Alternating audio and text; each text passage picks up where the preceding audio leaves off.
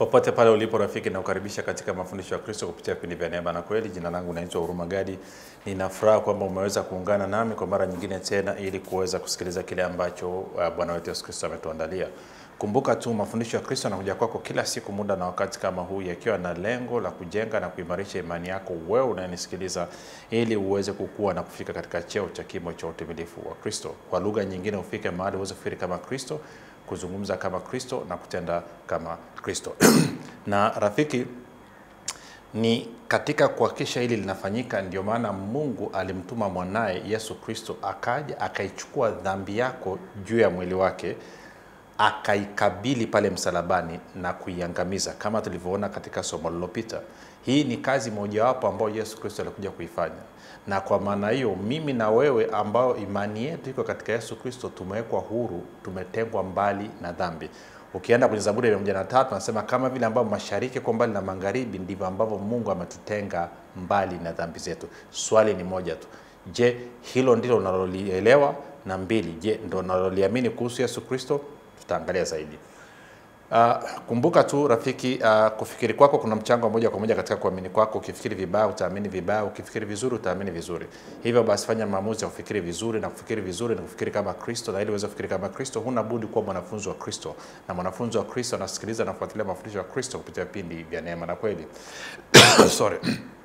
Kumbuka pia mafundisho yanapatikana katika YouTube channel yetu inaitwa Mwalimu Huruma Gadi. Ukifika pale usahau kusubscribe, kulike pamoja na kushare.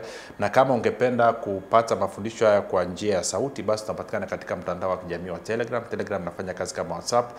Unaweza ukatuma ujumbe mfupi tukasema niunge na ukaunganishwa. Namba ni 0789 500242 0789 500242. Baada ya kusema hayo rafiki, nataka sasa tusonge mbele. Napenda kutoa shukrani za dhati kwa wewe ambao umekuwa ukisikiliza na kufuatilia mafundisho ya Kristo kila itwapo leo. Lakini zaidi ya yote umekuwa ukihamasisha wengine waweze kusikiliza, na umekuwa ukiwafundisha na kuwashirikisha wengine kile ambacho mwenyewe umejifunza. Kumbuka, neno halijakubalisha mpaka pale utakapochukua hatua ya kulifanyia kazi na kuwashirikisha wengine. Maana kama hauthubutu kuwashirikisha wengine, maana yake ni kwamba hujashawishika bado. Nitoa shukrani za dhati kwa Mungu pia kwa ajili ya kwako wewe ambaye unafanya maombi kwa ajili ya usaji wa vipindi vya neema na kweli, kwa ajili ya kwangu mimi pamoja na timu yangu. Nasema asante sana kwa maombi yako. Na mwisho, tunamshukuru Mungu kwa ajili ya kwako wewe ambaye umefanya maamuzi ya kuwa partner wa vipindi vya neema na kweli. Unachangia gharama za kupeleka injili kwa njia ya redio ili watu wengi zaidi waweze kufikiwa. Kwa kufanya hivyo, unathibitisha kwa vitendo kwamba hakika wewe ni mbarikiwa wa Bwana.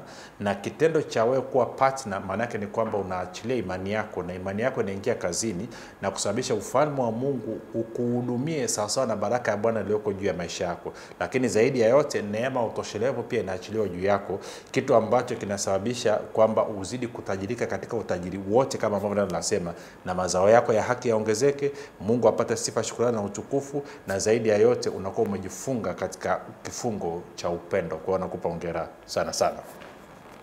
Baada ya kusema hayo rafiki, kumbuka tulikuwa tunaangalia Yesu alikuja kufanya nini.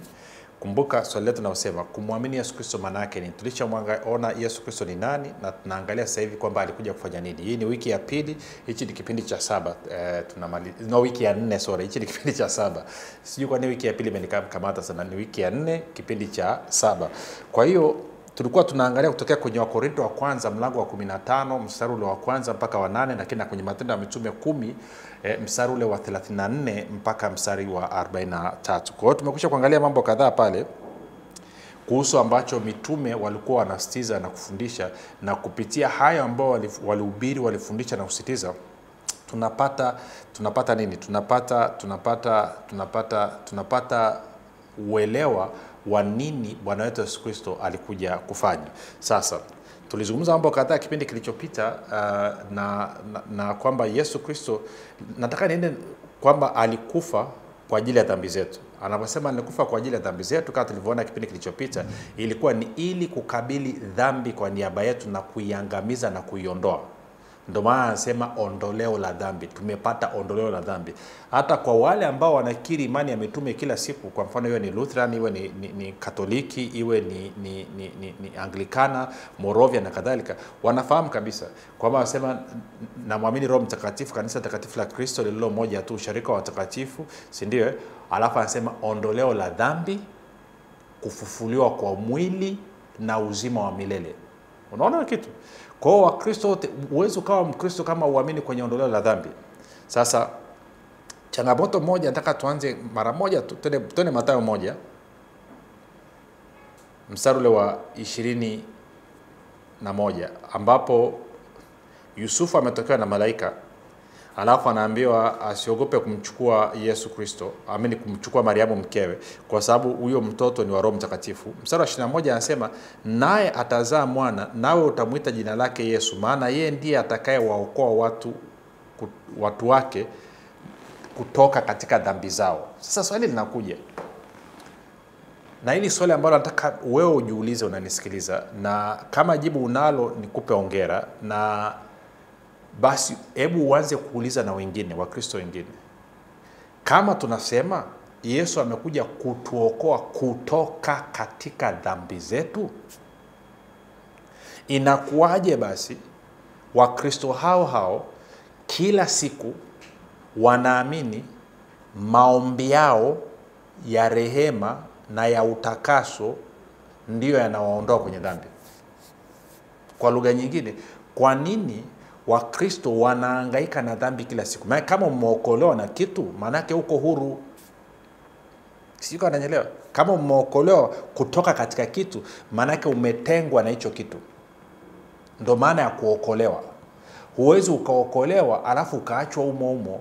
Kwa hiyo maana yake ni kwamba ama tunaamini Yesu ametuokoa kutoka katika dhambi na kwa maana hiyo tuko huru, au tunaamini bado hajatuokoa.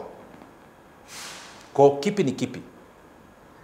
Huwezi ukacheza na vyote ukasema naamini ametuokoa kutoka katika dhambi, lakini haiwezekani. Either umeokolewa kutoka katika dhambi zako au haujaokolewa. Period. Sio, unanielewa? Na ishu nyingine ambayo Wakristo, na ndio maana ni swala la imani hapa. Nizungumze kidogo. Hebu tena kwenye Matendo ya Mitume. Warumi. Tena Warumi 6. Tukanyage vitu fulani tuzungumze hapa. Kwenye Warumi 6 tumetokea kwenye mlango wa 5, ambapo mtume pale kwa anasema dhambi ikizidi neema inakuwa nyingi zaidi. Ili kama ambavyo dhambi ilitawala katika mauti, vivyo hivyo na neema kwa njia ya haki tawale katika uzima kupitia Yesu Kristo. Kwa hiyo mstari wa kwanza Warumi 6:1 anasema hivi, tuseme nini basi? Tudumu katika dhambi ili neema izidi kuwa nyingi? 2 anasema hasha, sisi tulioifia dhambi tutaishije tena katika dhambi? Okay. Sasa anaposema sisi tulioifia dhambi, maana yake nini? Kwa sababu kumbuka, kama ambao utaona muda sio mrefu pale msalabani, maana yake ni kwamba wakati Kristo anakufa tulikufa pamoja naye. Ndio maana anasema nimesulubiwa pamoja na Kristo. Ukienda kwenye Wagalatia 2:19-20, nimesulubiwa pamoja na Kristo. Maana yake wakati Kristo anakufa pale msalabani, na sisi tulikufa pamoja naye. Kwa hiyo kama tulikufa pamoja naye, maana yake ni kwamba tumeifia dhambi. Na kama umeifia dhambi, then Paulo anakuuliza utaishije tena katika dhambi? Kwa hiyo anasema sisi tulioifia dhambi tutaishije tena katika dhambi? Tutaishije tena katika dhambi? Anasema hamfahamu ya kuwa sisi sote tuliobatizwa katika Kristo Yesu tulibatizwa katika mauti yake? Basi tulizikwa pamoja naye kwa njia ya ubatizo katika mauti yake, kusudi kama Kristo alivyofufuka kutoka katika wafu kwa njia ya utukufu wa Baba, vivyo hivyo na sisi tuenende katika upya wa uzima. Anasema kwa maana kama mlivyounganika naye katika mfano wa mauti yake, kadhalika mnaunganika naye katika mfano wa kufufuka kwake. 6 anasema mkijua neno hili ya kuwa utu wetu wa kale ulisulubishwa pamoja naye, ili mwili wa dhambi ubatilike, tusitumikie dhambi tena. Kwa kuwa yeye aliyekufa amehesabiwa haki mbali na dhambi. Sasa mstari wa 6 na wa 7, ngoja tusome kwenye Biblia ya Habari Njema tuone anasemaje, neno anasemaje na TKU anasemaje. Okay, Biblia ya Habari Njema anasema hivi. Anasema hivi, tunajua kwamba utu wetu wa kale ulisulubiwa pamoja na Kristo, ili hali ya dhambi iharibiwe, tusiwe tena watumwa wa dhambi. Kwa maana mtu aliyekufa amenasuliwa kutoka dhambini. Mtu aliyekufa amenasuliwa kutoka dhambini. Kumbuka, tumekufa pamoja na Kristo. Hiyo ni sehemu ya imani ya Kikristo. Okay. Sikia neno anavyosema. Kwa maana tunajua kwamba utu wetu wa kale ulisulubiwa pamoja naye ili ule mwili wa dhambi upate kuangamizwa, nasi tusiendelee kuwa tena watumwa wa dhambi. 7. Kwa maana mtu yeyote aliyekufa amehesabiwa haki mbali na dhambi. TKU.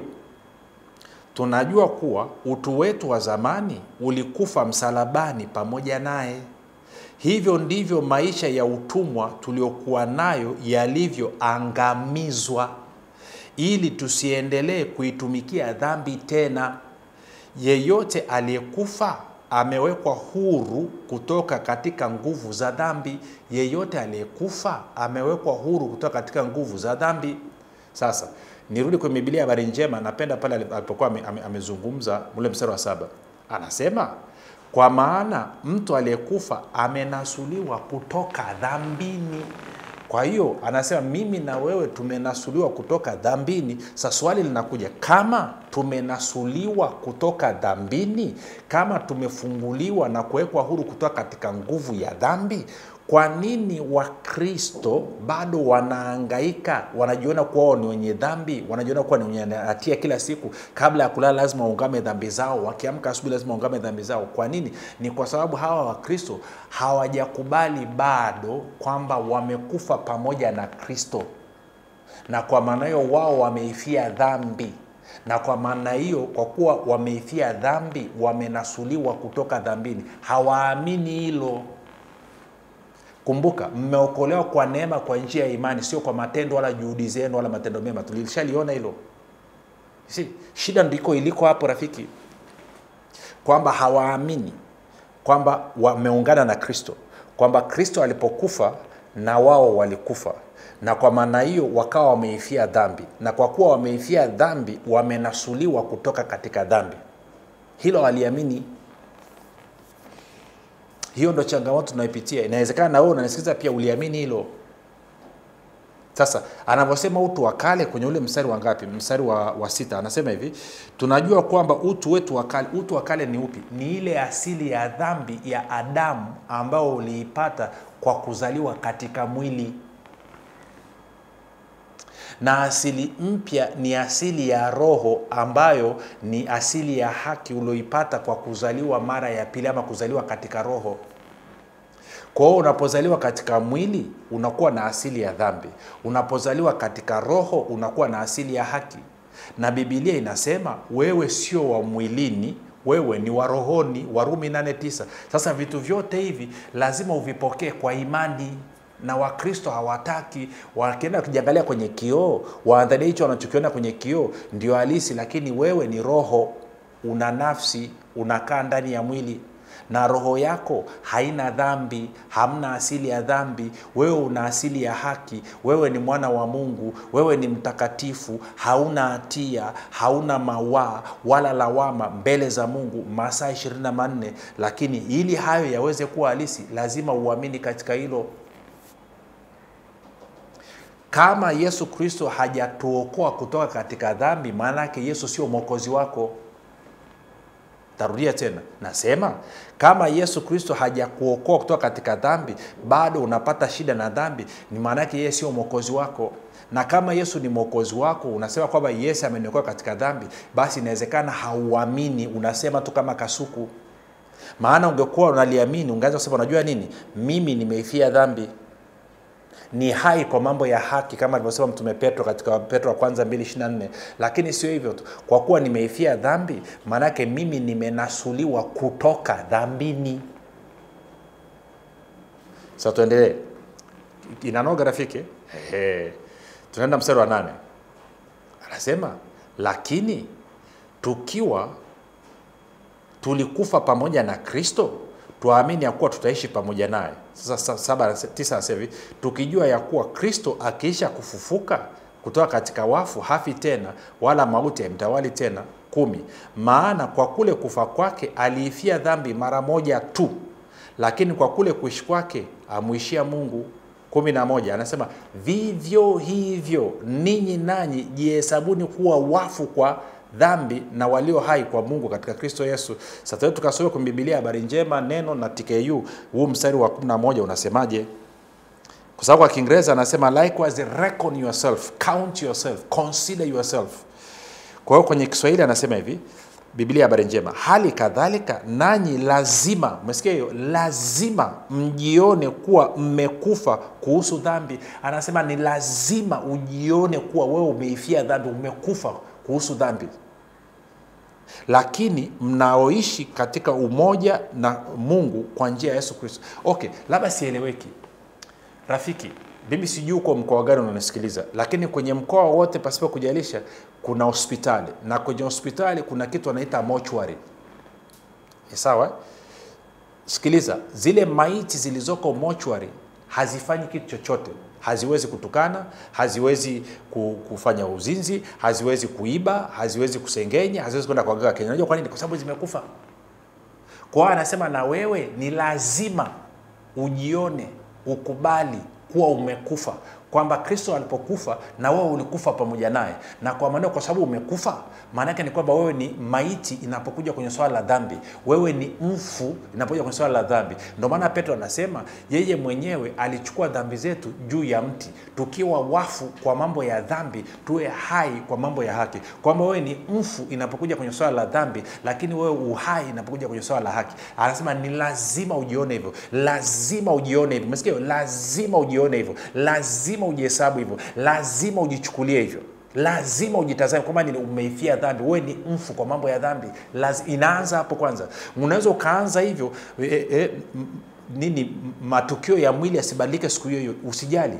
Cha kwanza ni kufanya maamuzi na kubaliana na neno kwamba unajua nini? Kristo alipokufa nilikufa pamoja naye, na kwa maana mimi ni mfu, nimeifia dhambi, mimi ni mfu kwa mambo ya dhambi. Kwa hiyo Biblia habari njema inasema hali kadhalika nanyi lazima mjione kuwa mmekufa kuhusu dhambi, lakini kama mnaoishi katika umoja na Mungu kwa njia ya Yesu Kristo. Neno anasema hivi, vivyo hivyo jihesabuni wafu katika dhambi, lakini mlio hai kwa Mungu katika Kristo Yesu.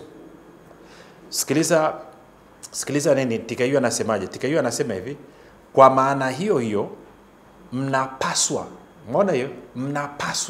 Mnapaswa kujiona kama mliokufa kwa dhambi na mlio hai kwa nguvu za Mungu kupitia Kristo Yesu. Mnapaswa kujiona, ni lazima kujiona, ni mnatakiwa kujihesabu. Sasa nikuulize swali. Inawezekana unanisikiliza leo ndo kwa mara ya kwanza unasikia kitu cha namna hii.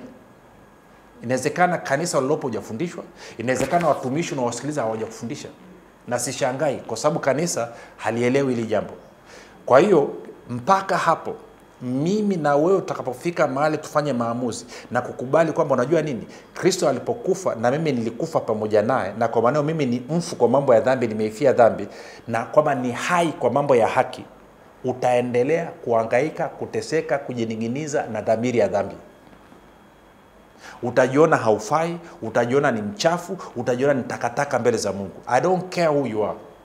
Utajiona ni duni, hutakawe na ujasiri mbele za Mungu. Kumbuka, wokovu wako ambao ni wokovu kutoka katika dhambi, wokovu kutoka katika mauti, wokovu kutoka mikononi mwa ibilisi, ni matokeo ya neema ikitenda kazi na imani yako katika Yesu Kristo. Imani yako katika Yesu Kristo kwamba nini? Sio tu kwamba yeye ni Kristo, yeye ni mfalme, yeye ni mwokozi, yeye ni Bwana, lakini pia alipokufa nilikufa pamoja naye, na pale msalabani aliikabili dhambi kwa niaba yangu, akaiangamiza dhambi, na mimi nimeifia hiyo dhambi, na kwa maana nimewekwa huru kutoka katika hiyo dhambi. Kwa hiyo ni lazima nijione hivyo, ni lazima nijitazame hivyo. Anasema lazima, alafu na TKU anasemaje? Anasema napaswa kujiona hivyo. Kwamba nini? Kwamba kama niliokufa kwa dhambi. Sasa tunazungumzaga saa nyingine watumishi tukifundisha, hata mimi nishasema huko nyuma kwamba unatakiwa kufa. Si kweli, wewe ulishakufa. Wewe ulishakufa. Kristo alipokufa na wewe ulikufa. Kama uamini, ngoja nikuonyeshe. Twende kwenye Wakorintho wa kwanza. Na of course ukiendelea kwenye sura mlango wa 6 ukaendelea kule mbele utaona kwamba anasema wewe sio mtumwa wa dhambi tena. Ngoja twende afu tutarudi hapa. Twende kwenye Wakorintho wa kwanza, Wakorintho wa pili, mlango wa 5. mstari wa 14 na 15, afu tarudi kule kwenye Warumi 6. Anasema hivi, maana upendo wa Kristo atubidiisha, maana tumehukumu hivi ya kwamba mmoja alikufa kwa ajili ya wote, basi walikufa wote. Mmoja alikufa kwa ajili ya wote. Huyo mmoja nani? Kristo. Basi maana yake ni kwamba watu wote walikufa. Tena alikufa kwa ajili ya wote, ili walio hai wasiwe hai tena kwa ajili ya nafsi zao wenyewe, bali kwa ajili yake yeye aliyekufa akafuka kwa ajili yao. Kwa hiyo Kristo alipokufa, mbele za Mungu inahesabika binadamu wote walikufa, na ndio maana kule kwenye Warumi 6 anasema wao umeifia dhambi. Sasa turudi kwenye Warumi 6:11 tena. Warumi 6:11. Haleluya. Warumi 6:11. Unaona kitu kinavyonoga rafiki? Anasema vivyo hivyo ninyi nanyi jihesabuni kuwa wafu kwa dhambi na walio hai kwa Mungu katika Kristo Yesu. 12. Basi dhambi isitawale ndani ya miili yenu ipatikanayo na mauti, hata mkazitii tamaa zake. Umeona hiyo? Kwa nini? Kwa sababu mmeifia dhambi. Ndicho anachosema hapo. Anasema wala msiendelee kuvitoa viungo vyenu kuwa silaha za dhuluma kwa dhambi, bali jitoeni wenyewe kwa Mungu kama walio hai baada ya kufa. Kama walio hai baada ya nini? Ya kufa. Na viungo vyenu kwa Mungu kuwa silaha za haki. 14 anasema kwa sababu dhambi haitawatawala ninyi, kwa sababu hamui chini ya sheria, bali chini ya nini? Ya neema. Sasa hiyo ni mazungumzo marefu, sio leo. 15. Ni nini basi? Tufanye dhambi kwa sababu hatui chini ya sheria, bali chini ya neema? Anasema hasha. Hamjui ya kuwa kwake yeye ambaye mnajitoa nafsi zenu kuwa watumwa wake katika kumtii, mmekuwa watumwa wake yule mnayemtii, kwamba ni utumishi wa dhambi uletao mauti, au kwamba ni utumishi wa utii uletao haki? Lakini Mungu na ashukuriwe, kwa maana mlikuwa watumwa wa dhambi, lakini mlitii kwa mioyo yenu ile namna ya elimu ambayo mliwekwa chini yake, na mlipokwisha kuwekwa huru mbali na dhambi, mkawa watumwa wa haki. Sasa sikia mstari wa 17. Lakini Mungu na ashukuriwe, kwa maana mlikuwa watumwa wa dhambi. Mlikuwa, hajasema mme, hajasema mta, anasema mli, wakati uliopita. Kwa hiyo anasema zamani ninyi mlikuwa watumwa wa dhambi. Mlikuwa watumwa wa nini? Wa dhambi. Lakini anasema lakini sasa mmewekwa huru. Na kwa maana hiyo mstari 14, na mlipokwisha kuwekwa huru mbali na dhambi, mkawa watumwa wa haki. Kwa hiyo anasema hapa zamani mlikuwa watumwa wa dhambi, lakini kupitia Kristo kufa pale msalabani mmewekwa huru mbali na dhambi, na sasa ninyi ni watumwa wa haki. Sasa Wakristo wangapi wanaamini na kubaliana na huu kweli? Na hii rafiki, hebu hichi kipande hichi na kipande kilichopita ni muhimu ukasambazia rafiki zako wa kutosha, Wakristo wengi kadri inavyowezekana, ili waweze kujua ukweli kwamba sisi tunaomwamini Yesu Kristo tayari tumewekwa huru kutoka katika dhambi. Tumetengwa mbali na dhambi. Sisi tuko huru kutoka katika dhambi. Sisi sio watumwa wa dhambi tena. Sisi ni watumwa wa haki. Tuko sawa rafiki? Ni muhimu tukawaambia watu hilo. 19 anasema nasema kwa jinsi ya kibinadamu, kwa sababu ya udhaifu wa miili yenu, kwa kuwa kama mlivyoitoa viungo vyenu vitumiwe na uchafu na uasi mpate kuasi, vivyo hivyo sasa vitoeni viungo vyenu vitumiwe na haki mpate kutakaswa. Kwa maana mlipokuwa watumwa wa dhambi mlikuwa huru mbali na haki. Anasema wakati zamani mlipokuwa watumwa wa dhambi mlikuwa mbali, anasema kwa maana mlipokuwa watumwa wa dhambi mlikuwa huru mbali na haki. Ni faida gani basi mlioipata siku zile kwa mambo hayo mnayojitayarisha sasa? Kwa maana mwisho wa mambo hayo ni mauti. Lakini sasa mkiisha kuwekwa huru na kuwa mbali na dhambi. Angalia anavyorudia tena na tena kwamba wewe Mkristo umewekwa huru mbali na dhambi, lakini sasa mkiisha kuwekwa huru na kuwa mbali na dhambi na kufanywa watumwa wa Mungu, mnayo faida yenu, ndio kutakaswa, na mwisho wake ni uzima wa milele. Anasema kwa maana mshahara wa dhambi ni mauti, bali karama ya Mungu ama zawadi ya haki ni uzima wa milele katika Yesu Kristo Bwana. Come on. Kwa hiyo rafiki, angalia jinsi ambavyo neno larudia tena, umewekwa huru, uko mbali na dhambi, umetengwa mbali na dhambi. Na wewe kila siku unasema mimi ni mwenye dhambi, nimefanya dhambi, mimi na dhambi. Na Mungu anasema no, mwanangu, uko huru, nimekuweka huru na dhambi, wewe ni mtumwa wa haki. Wewe sio mtumwa wa dhambi, kwa sababu nimekuweka huru mbali na dhambi. Wewe ni mtumwa wa haki, uhai katika Mungu, uhai kwa mambo ya haki. Unasema mimi sitaki, nimefundishwa kanisani mimi ni mwenye dhambi na mimi naamini ni mwenye dhambi. Okay, endelea. Lakini kwambie kitu, Yesu ni Kristo na Bwana. Jina langu naitwa Huruma Gadi. Tutane kesho muda na wakati.